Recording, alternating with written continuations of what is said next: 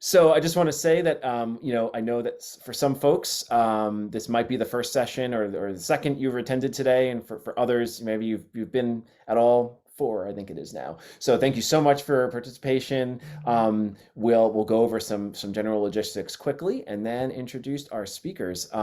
And thank you so much, Amy and Laura, for joining us, for all your work on this book, and especially for sharing with us today. So just a few items just on the sessions and how we go about it. You'll probably see this in the chat as well, but just sort of a few things. First, we will be recording the session, and those will be available after. We'll post them on the OpenStax YouTube channel, and then that'll be linked to from various places. So you'll be able to get the recording. We will keep track of the chat and Q&A. So if there's anything we don't get to or any follow-up we need to do, we'll do our best to get to that as well. We are going to have a Q&A session at the end of this session, so we'll get to as many as possible. But if you were on the last session, we sort of went right up until the end, and we probably didn't get to a couple. So we'll follow up on those. And then a couple of other things. We're really committed to providing an inclusive access inclusive experience and access for everyone. So something that's a part of that are captions. So if you would like to use closed captioning, and if you go to the bottom of your Zoom screen, or if you have a little bar kind of floating, go to that, and you should see towards probably the right-hand side, it might be under the More link. If it's not appearing, a Captions button, you can click that and you'll turn on live captioning. Like I said, it will be recorded and shared afterwards as well. And then finally, Q&A and chat. So please feel free to communicate via chat. If you have distinct questions, that are really questions to be answered, probably the Q&A is better for that, and we will. But as you've probably experienced yourself, sometimes it's hard to answer while you're presenting. So we'll give our speakers the opportunity to kind of share, and then maybe get to some questions at the end. If there's any questions about the OpenStax stuff or technical items in the meantime, we'll handle all those. So with that, thank you all for joining. We're so excited to have this session and to be speaking about this book. I will turn over to Amy and Laura. Thank you so much. Hi, I'll go ahead and introduce myself. So my name is Amy Giles, and I am a certified nurse midwife that practices in Dallas, Texas. And I also teach full-time at Baylor University in their doctoral program for advanced practice nurses in women's health and midwifery. And I was lucky enough to work with Laura and everyone with OpenStax to write and revise and do a lot of different things in the text. And I have a feeling it's going to be a great text for everyone. So I appreciate you guys allowing me to come and speak today. Absolutely. Hello, everybody. My name is Laura Wallace. I am a certified nurse midwife retired. Okay.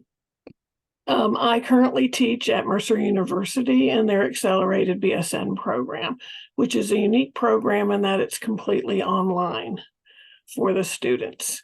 I delivered babies for 40 years and figured it was about time to retire. So that occurred within the last year. So in terms of working on this book, that's what I brought to it, between my teaching and putting, the questions in the book in terms of the feature boxes. It's been a unique opportunity to both write and edit this particular book. Thank you.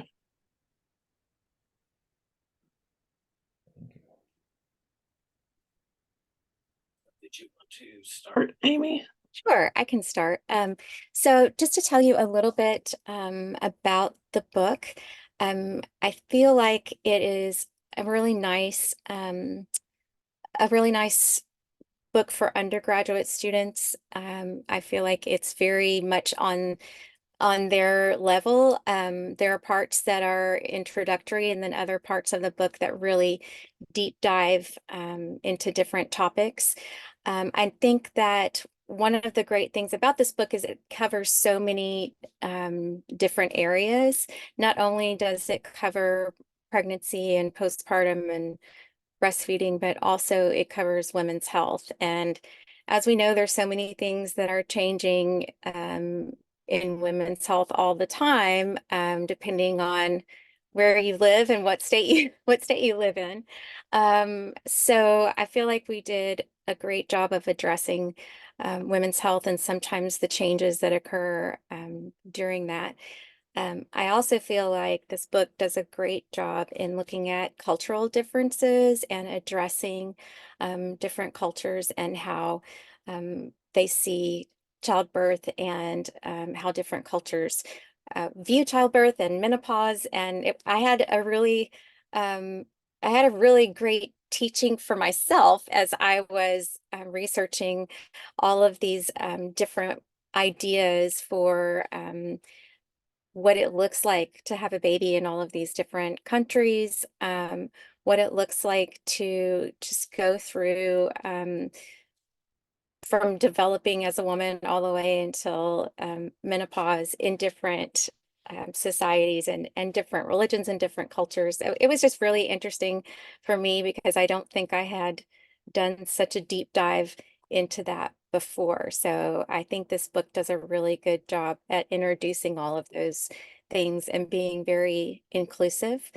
Um, Another thing I think that is really done well in this book is all of the feature boxes. You'll see that there are lots of links to learning, which I think are just great because it's the real life things that you would go and look at or look for if you were a student. So maybe you thought, I want to learn a little bit more about contraception. And so where do I find more information? And the feature boxes will have those links and students are able to click on those, go to a website and read more about what they were interested in. I think it really gives students a feeling of being able to connect because, I think most of our students right now are in that Generation Z, and they really like to be able to do all of the techie stuff that maybe I'm not so great at. But the feature boxes allow them to go and to find things online that really can speak to them. I think also that Laura did such a beautiful job in doing a case study that went from the beginning of the book to the end, and I'll let her speak about that. But I do love that about this book because I think it really allows the student to see a patient go from the beginning to the very end of their care. So I think for nursing students, sometimes maybe because we put them in different classes, that sometimes it's hard for them to see a patient go from one end of the spectrum to the other end of the spectrum because we break up, we break up so many things into different classes. But I think that Laura did a beautiful job of introducing how you can show nursing students how you can really follow someone all the way through. And then I think another thing is the clinical judgment that students have to use when they are answering our questions. At the end of each chapter, I think there's some really great questions that they really have to use their clinical judgment to think about and to answer. So, Laura, I'd love for you to talk about the case study and anything else that you feel like you want to speak to.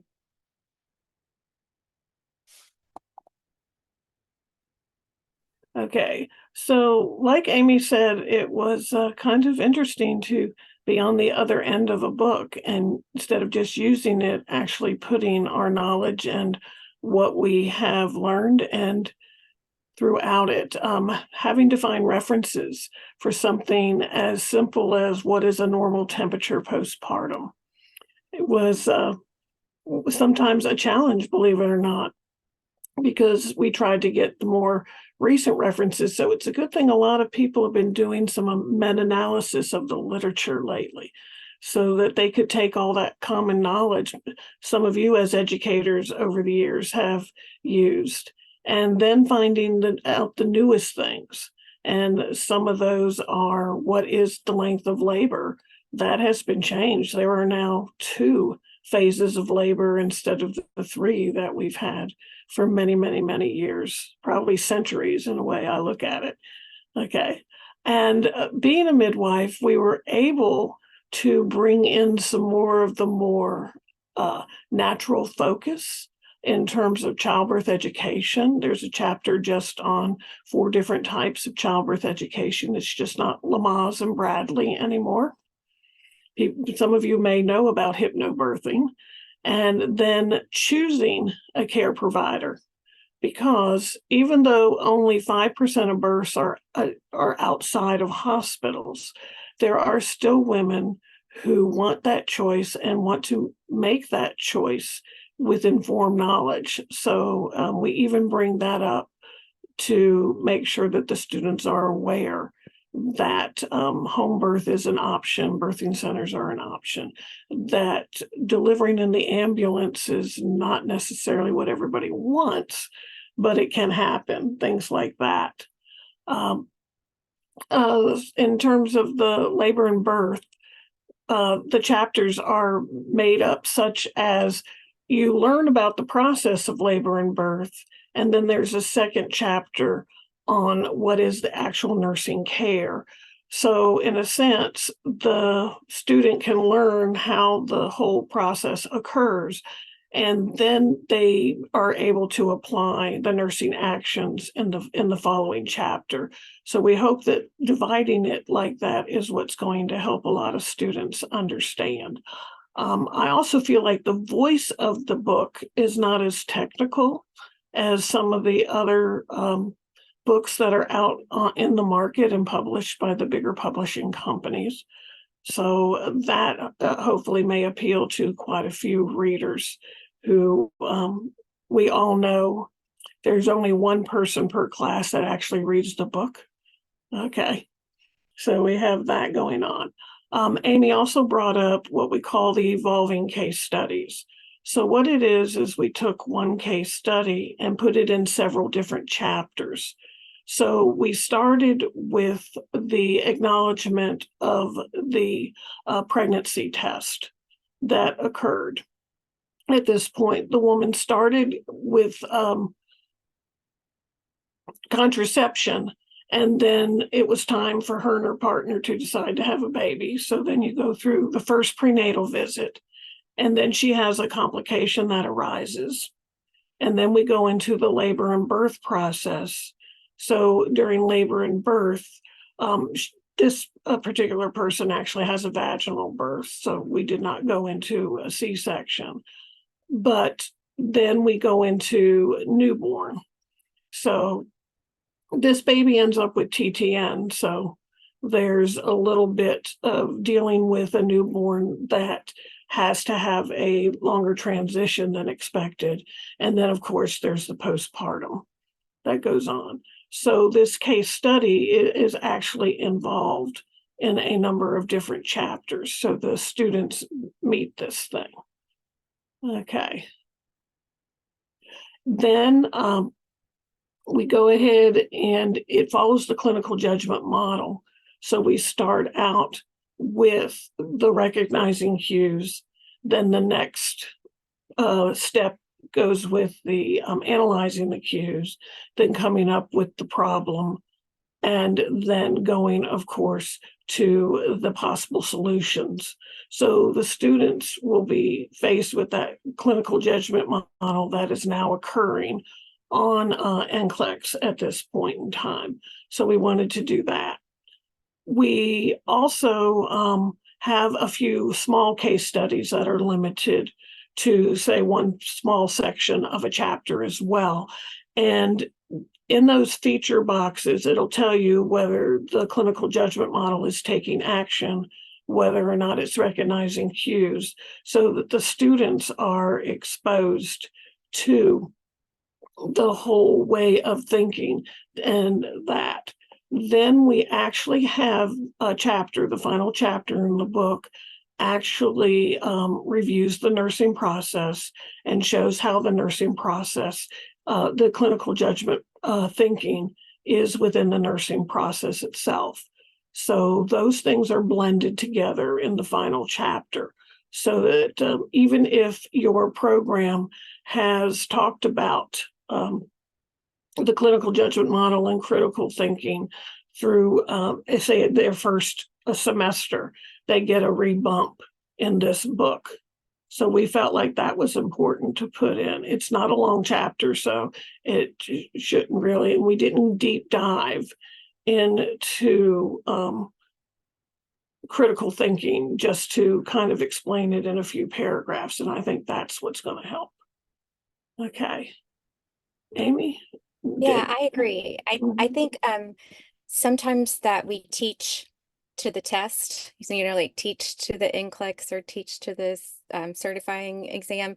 But I think that the unique thing about this book is that it does provide all of that. Like Laura said, you are going to go over everything for your clinical judgment. But it doesn't feel like that you're teaching to the NCLEX. It feels very holistic, and you get all of those great things with your feature boxes. And I do love that it also identifies which part of that clinical judgment that you're using.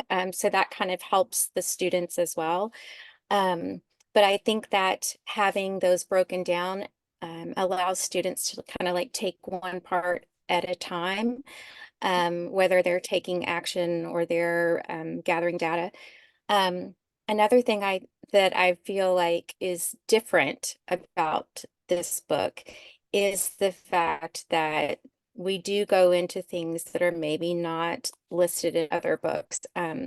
Just on a personal note, I graduated with my bachelor's and had never heard of a nurse midwife. I had never heard of out of hospital birth, birthing centers. And I feel like that's a disservice to our students because they need to know those things so that when their patient asks them questions about it, that they're knowledgeable of that. So I do really love that that is covered well in this book. Another thing that I really think is helpful to the students is that the chapters are broken down into what is normal, what is abnormal, so that they are able to kind of read through and understand what is the norm before we really go into complications. And I think that's very helpful. And I think most textbooks do that, but I just feel like this textbook does a very good job of that. And I love that that you can see all of the influences of people who've written the book, like Laura and I. There's a nice chapter on holistic care and complementary care. So you can see that coming through, and Laura's experience of teaching undergrads, you can see that as well because she lays things out very beautifully. It definitely helps for her. I'm not an undergrad teacher, and so I relied a lot on Laura's guidance on how in depth we should go, and I think this book does an excellent job at staying right at the right level. And as far as the nursing process, I think that that's addressed really well throughout the book as well. I try my very best to always put in what the responsibility of a nurse would be in each area. I also tried to explain maybe how nurses might feel at a certain point. I did play a part in writing the bereavement chapter, and that was a tough chapter, I think, to write, but I'm so glad that it's in there. But I did speak a lot to what the nurse would feel like in that situation and how she can help the family through like a fetal loss or a stillbirth. So I feel like that maybe that's not spoken to a lot. And so I wanted to make sure that the nursing student would be able to know that they have feelings and that they should respect those feelings and that they need to practice self-care just like anyone else. So I like that. I like that part of the book. trying to think if they're, sorry, my computer's acting crazy. As far as the chapter length, I think those are really great too. I don't feel like we would overwhelm the students in everything as far as like how long it takes to get through a chapter. And I think that by having the questions and the case studies at the end of the chapter, it allows them to feel like they've learned something and that they can feel some self-efficacy after being able to answer those questions. So. Okay, I was watching a couple of the questions that came up, and one of them was about whether it is concept-based. I do know that the postpartum chapter does go through problems with perfusion, problems with oxygenation. So it is not a true concept-based book, but you will find some reference to it. I know of in at least 3 of the chapters that I reviewed and took part in the editing. So there was a push to make sure that got in there as well. Someone, of course, asked again about culture, and one of the feature boxes in each chapter is about culture, and I believe about 90% of the chapters do have that. And then, of course, we had the one chapter itself that is on the cultural features itself. So that's in there. And the last one is gender identity. And believe me, changing woman to birthing person, postpartum person, pregnant person has been very interesting. I got very good at it at the end. It just almost, when somebody said maternal or woman, we started calling how do you do father of the baby when the father of the baby may not actually be male in the end. So there are certain chapters, it's very hard to do women's health and not use the word woman. So there's an introduction in terms of approaching gender identity, but why a certain pronouns are used specifically in that chapter. And that was emphasized a lot while we were doing this. And to get various writers to turn around, I think that was so much. Yeah, reproductive. I'm with you that reproductive health does work. Okay. So I think that's what we ended up choosing in the end. But the title of the book, have they finished figuring that one out, Amy? I know we voted. I don't know. We've gone kind of I don't want to say round and round, but we've gone back and forth on what the title should be, how we can make it gender neutral. You guys are awesome. We did talk about doing like perinatal nursing or I forget, pregnancy and health. We tried to not make it too long. I think that was part of it. Is we were going to say, I forget, Laura, but I know there are several changes to the title, and I'm not sure what we landed on either, to be perfectly honest with you. I do see questions in the box about ethical content, and there are also feature boxes, just like there are feature boxes for cultural content or links to learning, and there are ethical boxes as well, where maybe we bring up an issue and then we talk through maybe what is going on in like the state or the legislature, or how people see certain things as a society, just allowing the students to really think through ethical issues. There's not an answer that we give. It's more of just like giving the students an opportunity to see that things can be seen from different views. I know that abortion was a big topic that we tried to address in an ethical way and in a in a way that would be non-offensive to anyone, but just introducing the fact that that that laws change and that they've changed recently. So that was part of our ethical discussion as well. Let's see what other questions.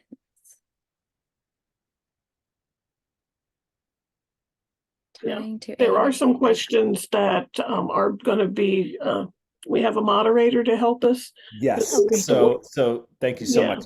Mhm. First of all, I just want to say thank you so much for everything you've shared so far, both and everybody for asking questions, and just especially just over the past couple of minutes, expressing how sensitively and thoroughly you've addressed these issues, where there are many ways to express these terms, but none of them are in any way perfect, and there's different guidance from different organizations, and there's no one style guide that meets all the needs. We've been on this journey with you, and it's intensive, and across many of the nursing series, but beyond, A&P and bio and other courses and so on. So thank you for sharing, and I think what you're exhibiting is the thing we say a lot and learn a lot, is like the process of going through figuring out what to say and how to express it is as important as what we end up expressing. So Right.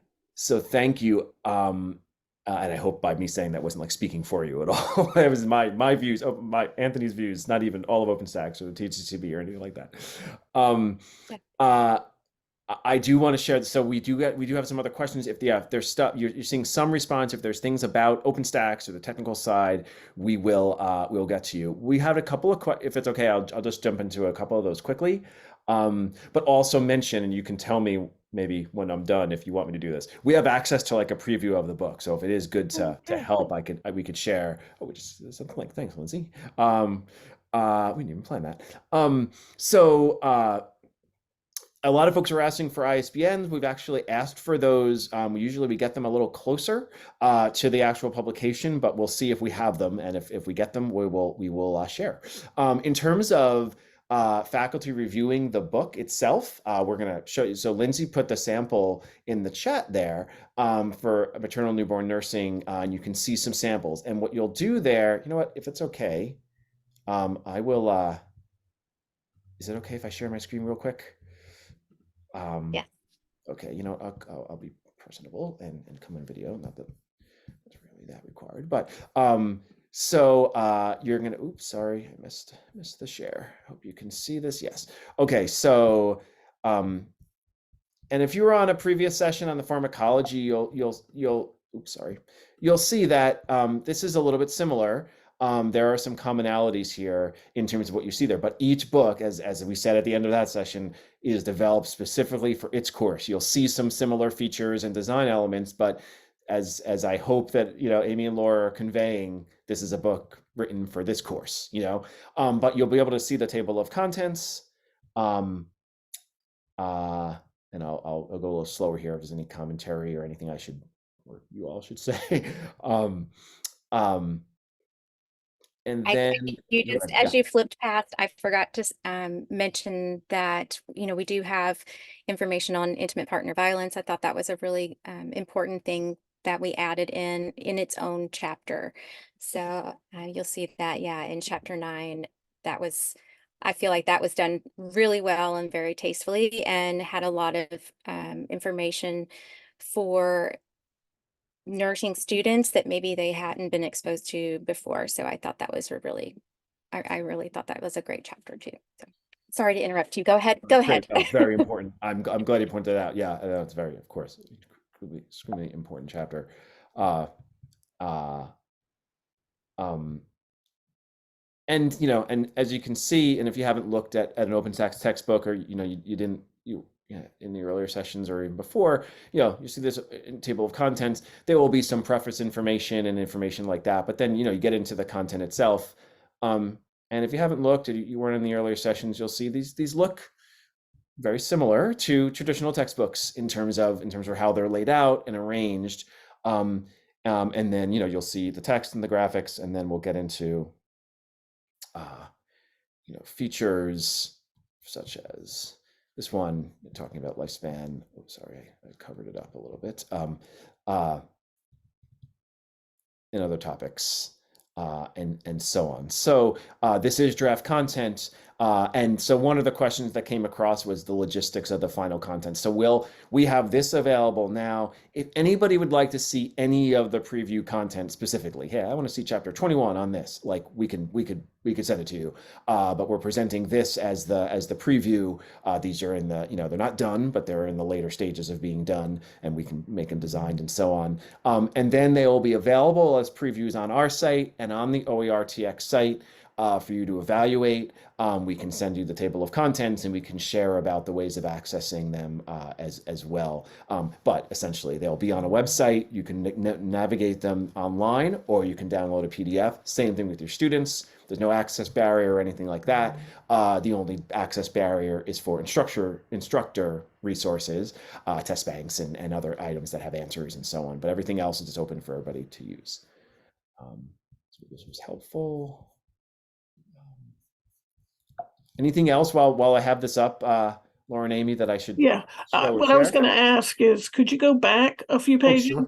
There was a legal and ethical box, and since we had a thing specifically to that, yeah, and it's on right there, and it's on human trafficking, about the provider suspecting human trafficking.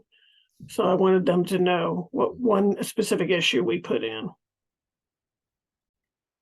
And these boxes appear in multiple chapters, I'm assuming. Right. Yeah, right. Yeah, and I think this box shows you that there are, like, you'll see that there's a hotline there. So Mhm. there's resources that students can take from this book and use in real life. So I think that that's great, and we tried to really put in things like that. So references that they can use later.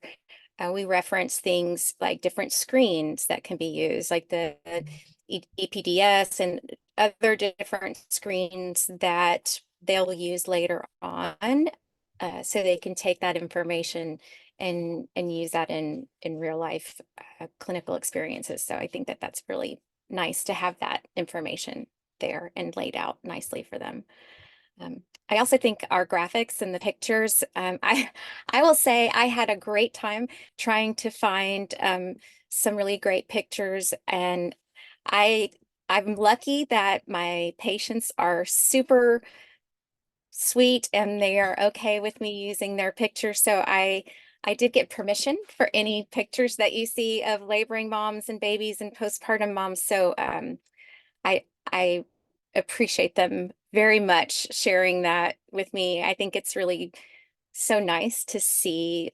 I mean, when you get to see someone's face after having a beautiful birth, and that's captured and they're able to see that, because, depending on the age of the nursing student that's reading that, they may never have seen that before. And so I really was happy for them to be exposed to that joy and to be able to see skin to skin and bonding. And I think it was really important to me for that to be in there. So That's great.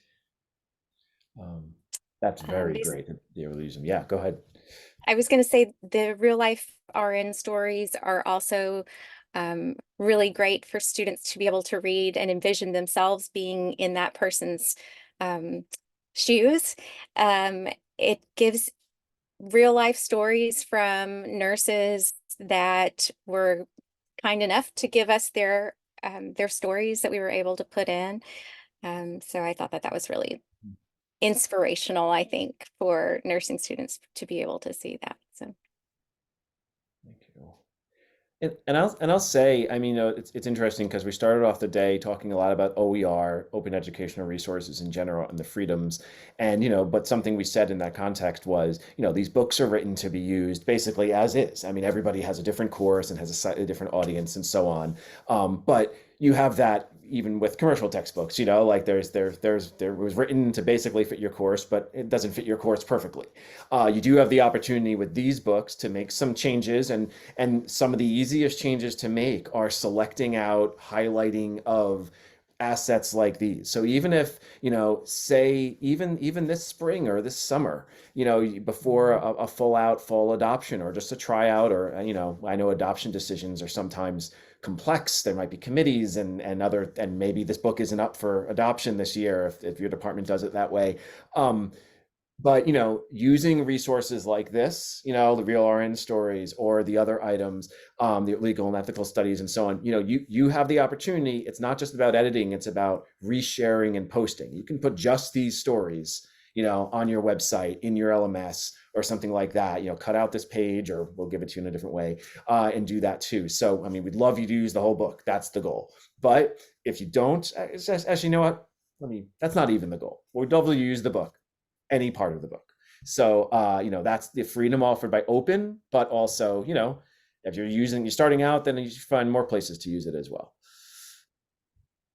I love that idea, Anthony. I think that's really awesome. And I think that the way that this book is written, that you could do that very easily. You could take out a chart or a diagram or a story or the link to learning. There's a lot of things that you can just kind of take a snapshot from. So I do think that even like you said, if you haven't been able to adopt the book, but you can take different things from the book, then it works great. And questions, there's, the questions at the end of the chapter that, you can put on your LMS for students to be able to do like a little self-test, or there are open answer questions at the end of the chapters as well. So you could maybe have them do like a 1-minute paper answering that specific question. I know that I tried to do that with my students, just give me 1 minute of everything that you can think of about this one topic. And it's kind of just like a information dump for them, but it's really good with reflection. And, reflection is such a great tool to use. It really gets into that deep learning. So I think you could use this in a lot of different ways. That's great.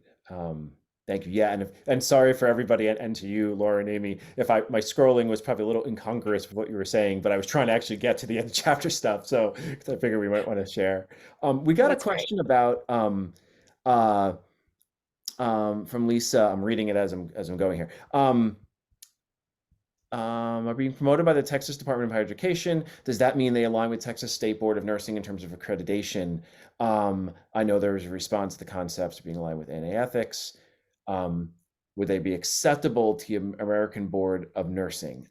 This is probably more an opinion question. I will say, from an OpenStax point of view, we didn't get them certified or anything like that. It's not typically what we do, but I don't know if Amy and Laura, you have any comments on this.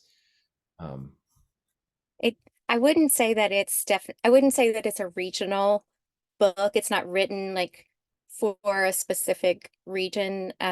I'm here in Texas, so I try to not put a lot of information that would just be specific to Texas, that it would be more generalized. So just like I was talking about different laws that have changed regarding abortion, I didn't go into great detail of that. I just say, I just put a lot of information of this is the range of things that you may see across the US. So I'm not sure if that answered your question, but I think we all tried to maybe not make it regional, but where you can really understand everything in all of the US, that it doesn't speak to just one particular area.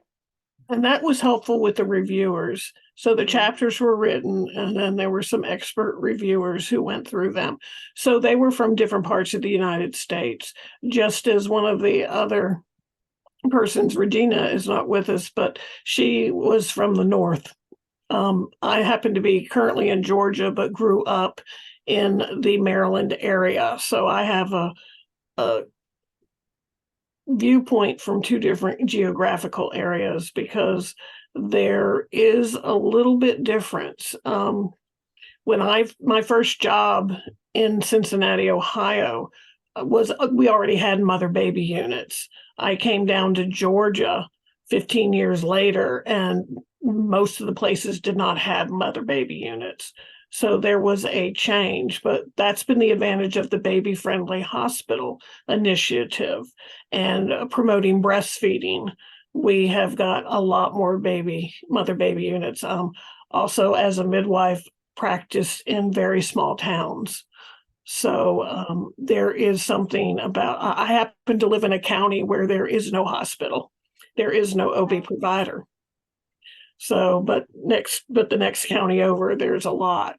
So it's kind of interesting. You get that viewpoint as well in the book. I know that I received a lot of feedback from the different editors and readers about, well, in my area, we do this, and like in my area, we do this. And so I tried to add in more things, to make it to where I could expose them to all the different things that you do in different areas, as far as like, just like Laura saying, what do you do when you don't have a, obstetrical unit in your county? So I tried to really insert a lot of wide ranges of practices that are done throughout the country. So Thank you both. And I'll say it's a really interesting question, and I hope this comes across with the best, the best way, Lisa, for asking it. When we said if you weren't on the earlier sessions, and I know not everybody was, it's everybody's busy and teaching and things like that, and it's absolutely great. Thank you for joining. The we didn't say this earlier, but I'll say it because we're very open about things. When the Texas Higher Education Coordinating Board announced that it was doing this program, and OpenStax, we started together reaching out to faculty and so on. There were some faculty who said, wait, is the Texas Higher Education Coordinating Board telling us what to teach now? And is OpenStax going to tell, you building our curricula? And the answer to that is no, actually, so but I understand everything, the question about accreditation and so on. It's an interesting balance about providing resources that can go towards this effort, and actually doing things that are formalized and accredited. So like I think Amy and Laura expressed, we're doing our best to be as informative and comprehensive as possible, but sort of the next steps of the process regarding building a curriculum and aligning an accreditation is really up to the institution and the individuals. We'll help any way we can with that mapping and alignment and so on. And we have some folks who will share more about that. But we're not looking to get into your department or anything like that and dictate. That's not what we're doing.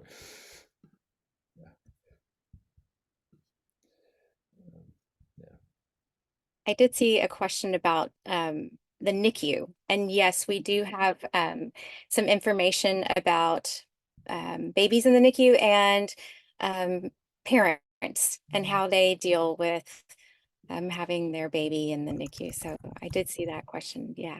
So we covered that. And then another thing I forgot to cover, Laura said, that we cover a lot of different childbirth education classes, but I also forgot that we cover like doulas and like, what is a doula? What's her training? What is a lactation consultant? What's their training? What's a lay midwife? What's a regular midwife? What's an OB? What's all of these different things. And so I think it's nice that we address all of those different roles so that as students go into the clinical setting, then they're more familiar with maybe people that they're going to come in contact with. So.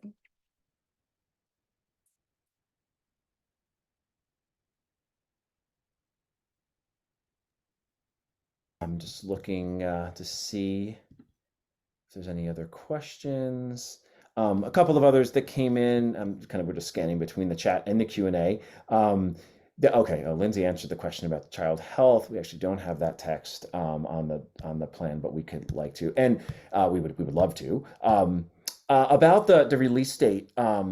So in every case, where those September release dates and even the other ones are like they're two things. They're like worst case and final, even though, as we discussed, we also do update all the time as needed. We will have something that looks very final well before that, and we're very glad to share that. We just want to, in some of those dates, we know it's concerning. We really want these to be usable for fall. We just don't want to overpromise, and we want to make sure we go through all the steps in terms of quality assurance and final accuracy checking and making sure nothing changed in a practice or a drug or something like that at the last minute that we want to get in there. So we want to make those cases. But as we said, even if those changes are going to happen, right? So any changes we get, any requests, errata, updates, suggestions, we take all those in, we process them, we run them by authors and experts, and we before we make any changes to make sure that we're keeping this up to date, but also considering alignment with the course and scope and accuracy and so on. So it will keep that balance going. But so long story short, too late. We will do our best to get materials updated, the full out book, fully designed on the website, well in the the late spring, so that you'll be able to take a deep look at it and start preparing, and then have the final ones published subsequently. There was a question about how often updates are going to be put into the book. Great question. So we do formalized updates when it's needed, and typically that could be every like I'm talking every revision, second edition, third edition, the way that a traditional textbook publisher, you're all probably used to that, in every few years. And if a course or a textbook demands it earlier than that, or doesn't demand it, I think nursing is going to be updated pretty frequently, but other courses, calculus is not. We do them on different paces. So that's the formalized update, where we're sort of collecting a bunch of changes into one, really considering a lot of feedback, usage. And that feedback is really important. As you start using the textbooks, tell us what's working, what's not, where you have to go into more depth, where you're cutting out half a chapter or something like that. That's information we want to know. In terms of smaller incremental updates, things you find that are smaller errors, an actual update like the one I mentioned, a terminology change where maybe, as sensitive as the authors have tried to be, like maybe there has been some sort of congruence around a different term than the one that's in the book. Those types of changes. On the bottom of every book page, there is a suggestion link, an errata link. And there's two things about that. One is you can submit, and so can your students. Anybody can submit. It's not a wiki book. We take every suggestion in and process it, and experts will review it. But the other thing is we're very public with our errata. This used to be a pretty deep practice from all publishers, where you would get lists and lists of errata and updates to books. We think that's really important. And although, you look on some of our books, you'll be like, ooh, that's a lot of errata. But, that shows that we're dedicated to that change. And that's usually like the math books, very important books, but a lot of, you have 10,000 problems in a textbook, there's going to be a lot of errors. We keep that, so you can see what's changed, the process of that change, and you can see how the book is evolving and how the community is essentially interacting and sort of talking back to the text in a way. We have focus groups and meetings and presence at conferences and so on, where more opportunity to interact and share feedback as well. Just keeping an I was going to answer one of the other questions in the Q&A. I know we're kind of running out of time, but as far as, is the book so US centric? I think we did a really great job of trying to incorporate, like I was saying, different cultures, but also all of the statistics that we used, we gave US statistics and then like national statistics, and we did address different areas of the world that do things in a different way. So I think you could absolutely use this book somewhere else. I don't think it's so US centric that you couldn't use it in the UK or wherever, because it does have a nice range of statistics, and it's not, it doesn't discuss things so in depth as far as like, this is the law here. And then the other question was about labor and delivery positioning and IUPCs and amnio infusion. And we do cover all of that as well. Yeah, when you're talking about it being worldwide, the process of labor is worldwide. Now, the nursing care is more Canadian, Australian, UK, United States. I will be, it is that's where we come from. So we didn't go out and consult somebody from South America to see how they do things in Brazil. No, we did not do that. Okay. So something that we said at the beginning, I just want to make clear. So we're getting towards the end of the time, and as I mentioned in the chat earlier on, our development partner WiseWire is going to share some opportunities around some workshops around integrating these resources into your books. So I want to give them the opportunity to do that. Just some logistical things to sort of wrap up. We'll stay on our next event. Next session is on a separate Zoom. It will start in about 10 minutes. So if we'll have the opportunity to keep this going, and then you can jump to that. Anybody who's interested, that session is on nutrition, the nutrition textbook. So if anybody teaches nutrition or just wants to learn about it, you can join that session as well. Dr. Emerald Billabrew is doing that session as well, and then the NCLEX session later on. So WiseWire, we're gonna hear from them for a second. In a second, but I just want to say again, thank you to Amy and Laura for this tremendous work on this book. So robust, such detail, such consideration and sensitivity.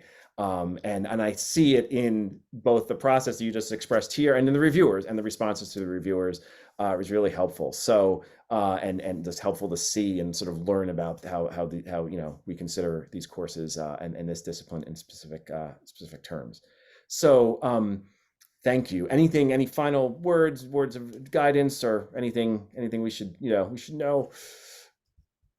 No, I just appreciate you guys having us. And I just wanted to say that this experience writing the book and working with everyone with OpenStax and working with Laura, we had a really collaborative time of writing. And I thought it was lovely, and it was very uplifting and empowering to me. So I thank OpenStax, and I thank Laura and all the other amazing people that worked on this book with us.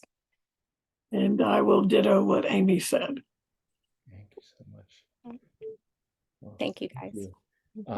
We're gonna have Dina come in and share a little bit about some of the opportunities there. Hi, Dina. Just to be clear, I'm gonna bring up. Do you want me to bring up some slides? I don't know how we said we do that. So basically, OpenStax doesn't do this work specific, and the authors, don't even, there's so many editors and contributors and artists and technologists and instructional designers that take part in this. And they work with a lot of nursing departments and colleges in general.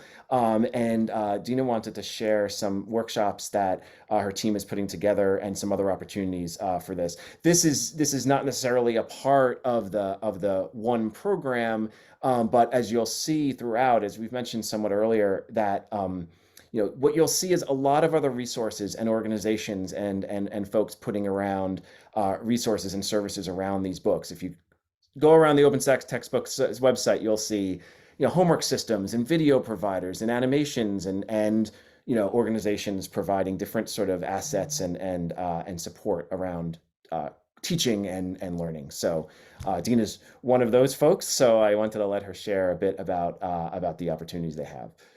Thank you so much, Anthony. I really appreciate you having us here and for the great introduction. Hi, everyone. I'm Dina. I'm a director at WiseWire. We are architects of digital learning, and we're very honored to be long-term OpenStax development partners. Anthony, shall I share the slides, or did you want to? Hold on one sec. I have them just in another screen. Sorry. Okay, perfect. Them. Oh, you know what? I did the PowerPoint. I did the sorry.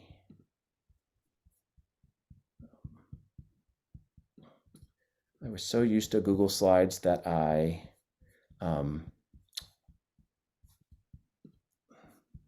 sorry, having a little trouble bringing it up. Oh, no worries.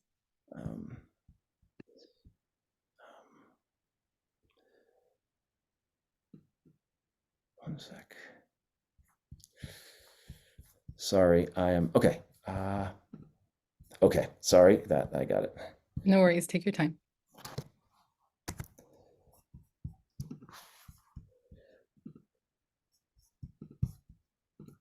Okay, that should be it. Awesome. Thank you so much. Yeah, so we are long-term OpenStax partners, and we worked on this book, the development of this book particularly, and we've also worked closely with nursing programs. So in addition to having this long-term partnership, we have a wide range of experts, and we really focus on quality and learning. As you saw today, we have these wonderful experts on our team. We're dedicated to enhancing educational content with a real focus on learning outcomes and quality. And because we also provide tailored mapping solutions, we're extending this opportunity for a mapping deep dive.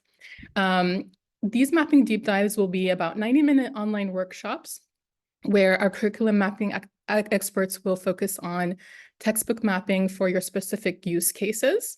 So it's a great opportunity for you to leverage our team. And there'll be interactive and hands-on workshops with very practical solutions. So please feel free to sign up at this tiny URL link here. You can access it from the chat. Thank you, Anthony. And the times and dates will be determined once we have a good understanding of who signs up, who shows interest, what your goals are. So there are lots of fields in the form to indicate what you're interested in. You can comment as well, but this is a great opportunity for you to have access to our experts and to really align this to your specific use cases and goal. In addition to the mapping deep dive, we also have another workshop that we're going to be offering, an extension to these sessions as well, with our NCLEX writing experts, to provide more support aligning the books to your goals and use cases as well. So these sessions will include item writing, alignment with course outcomes, and custom practice tests. The link is for both sessions, so please use it to sign up. And if you guys have any questions, please let us know in the chat, or let Anthony know and his team. We'll be happy to provide those answers. Thank you so much, everyone. I really appreciate it. This is a wonderful session. Thank you, Anthony. Oh, thank you so much, Dina. And yeah, I really should emphasize WiseWire has been such a great partner, and it's really a community-based thing. I mean, if you've been, this might be your first session, this might be your fourth or fifth session at the conference, but there's folks on campuses, there's folks, all the faculty are on campuses, but there's also librarians and instructional designers, as we're seeing here, as and other teams. There's companies and there's organizations, advocacy groups, and so on that play a role in education, OER, and of course, state agencies like the THCB, and then organizations like OpenStax trying to get these resources out. We all work together to try to provide the best offering for you all. So I will say that we're going to move to our next session, which is on nutrition. Again, Amy and Laura, thank you so much for your effort. Thank you everybody for joining. So you can start that next session when you'd like. We'll probably just hop over there. And this session again will be recorded and shared. Has been recorded and shared out via the OpenStax YouTube channel, and we'll follow up on that later. Again, thank you all. Have a great day, and hopefully we'll see you at the next session or the one after that. Thanks. Bye-bye.